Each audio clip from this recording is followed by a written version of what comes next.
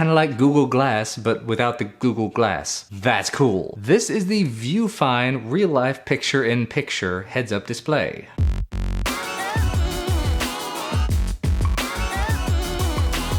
This company called Vufine reached out to me not too long ago and asked if I wanted to check out their HDMI glasses connected display. Absolutely, why not? And here it is, it just showed up. Here's some information on it. It says real life picture in picture. It's a high definition wearable display, but the input it says here 720p HDMI, approximately 90 minutes of battery life, and it projects a virtual screen of 4 inches at about 11 inches from the eye, and it's 960 by 540 QHD display. Not Quad HD, but the little Q. For whatever reason, they also sent out some of these little cork coasters. Never hurts to have them. And a couple of adapters so you can use it with devices. So there's a slim port adapter here that you can use with certain smartphones, and then a lightning to HDMI adapter which you can use with an iPhone or an iPad. I don't believe those are actually included. You'd have to have those on your own. Just wanted to mention what they sent out. But let's dive into the box. Looks like they've actually got one of these peel away strips like Amazon tends to use.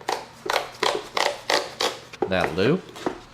So at the very top of the box, interestingly enough, it was up here. This would appear to be the user guide. It mentions Vufine system, the wearable display, all the things you're going to need for it, how you charge it, how you connect it, all the attachments, how you power it up, and how you can adjust it. And then down in the bottom section, there's a little carrying case for it, a very soft pouch. There's a cable, micro HDMI to full-size HDMI, because you're gonna have to have micro HDMI to actually connect to the device. A little sticker in case you want a sticker, silica gel in case you're hungry, micro USB cable for charging, magnetic clip that you'll actually end up putting the device onto, another metal clip of some form or fashion, which is apparently a stabilizer, pair of included Vufine glasses, just in case you don't already wear glasses. I do. But just in case you're curious, there you go. These are the included glasses. They do have lenses in them. They're just plastic lenses. They don't actually do anything, but I think it's a pretty good look for me. What do you think?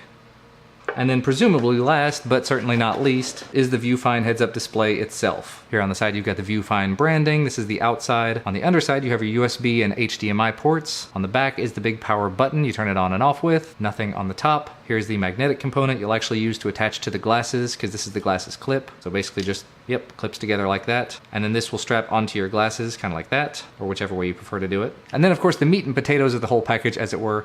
Here's your display, which you can slide out just a little bit, just sort of adjust to your preference. And at this point, I think it's time to actually hook it up, turn it on. I have what they call the docking station attached to the side of my glasses here. I looked the stabilizer piece up, and apparently you're supposed to put it on right about here, underneath, to stabilize things in case you're wearing very thin wireframe glasses. These are not terribly thin, so it should be okay. And now, it clips in. And I've got this right in front of my eye. There you go. And you know what, let me go ahead and see if I can turn it on. So hold the power button. I just saw a blue LED flash there. The blue LED is flashing now. All right, grab the iPhone. I'm gonna see if I can get this to work. HDMI cable straight into the phone. And then power on, presumably.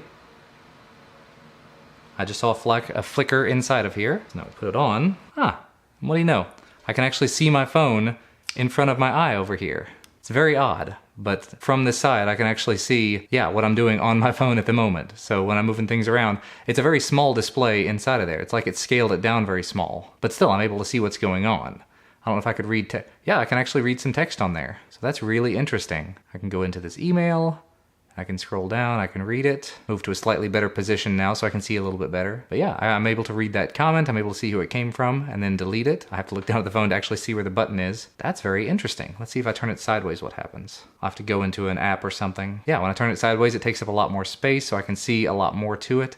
If you're using an app that's going to take up the full screen, widescreen, that's probably the better option there. Let's see if I can go in and watch a YouTube video. Yeah, I'm able to see what's going on in there. Unfortunately though, because it's coming out over HDMI, I can't hear anything. Although I'd be curious if I could hook up a pair of headphones in here. But yeah, I can see very clearly. It actually looks really nice. It basically looks kind of like holding this 4-inch display out in front of my face, about a foot away. I mean, let's see, putting them side by side.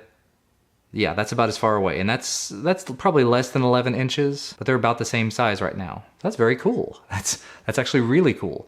It's not the coolest thing to look at. It actually kind of reminds me of the over 9,000 thing from Dragon Ball Z. What, 9,000? But really, the main reason for something like this, the reason why they suggest it, why they think people are going to want it, is for connecting to things like the DJI or Osmo or the Phantom 3, Phantom 4. Because basically, you could have this hooked up to your drone or to your Osmo or whatever else you want to control and see what you're actually filming or where you're flying in one eye while you're doing the actual controlling with the other eye. I think that's a really, really cool application for it. I'm opening the DJI Go app right now, and I don't have anything connected, but I'm actually able to see what's going on inside of the app.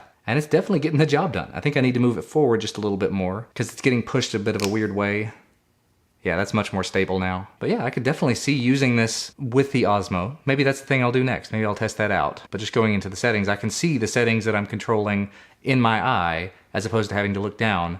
But I will still have to look down to actually push the buttons on the screen. So yeah, next I think I'm gonna hook this up either to the Phantom or to the Osmo. This is cool. All right, I've gone ahead and hooked up to the Osmo, and I'm able to actually see what I'm filming, what I would be filming in my right eye while I'm doing it. It's kind of hard because it is a smaller display. I mean, if I close my left eye, obviously I can see everything clearly, but at that point I can't see what I'm doing. So it's kind of a weird mixture. You have to be able to focus on that eye to know exactly what's going on and exactly what you're doing, but I'm able to do that pretty well.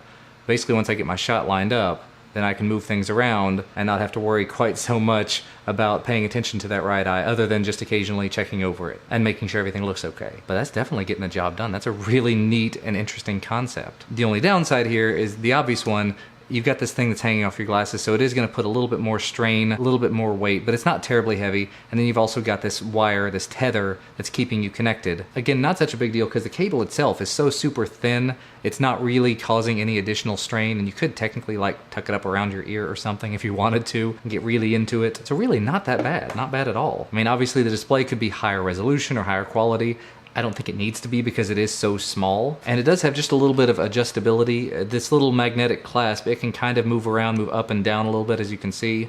And of course in and out, as I mentioned. So you put it to where you want it, and then you can move up and down just a little bit to sort of get it out of your direct line of sight, or to put it down here to make it sort of almost like a heads-up display or something, so you can just glance down at it. I think I get my best view of it though right in front of my eye. I'm really looking forward to testing this out with the Phantom 3, using it as sort of an alternative to the camera. You know, hit the button on the screen to get it recording, and then keep an eye on where I'm flying just using this eye. Should be very, very cool. But let me know if there's anything you'd like to know about this. Of course, I'll put a link to where you can find it down in the description. If I remember correctly, it's about $200 for this. And like I said, it's got a battery life of about 90 minutes. Then you're gonna have to charge it for about 90 minutes before it's able to be used again. But still, to have any sort of head-mounted display that you can get for 200 bucks, that's a whole lot less than you could have gotten Google Glass for, except for the fact that you do have to be tethered to something else. Definitely a very interesting step in a new direction. Looking forward to testing this out some more. Thank you guys so much for watching. Hopefully you enjoyed this video as much as I did making it. Remember to leave a thumbs up if you liked it, and subscribe to receive more, and I will see you again next time.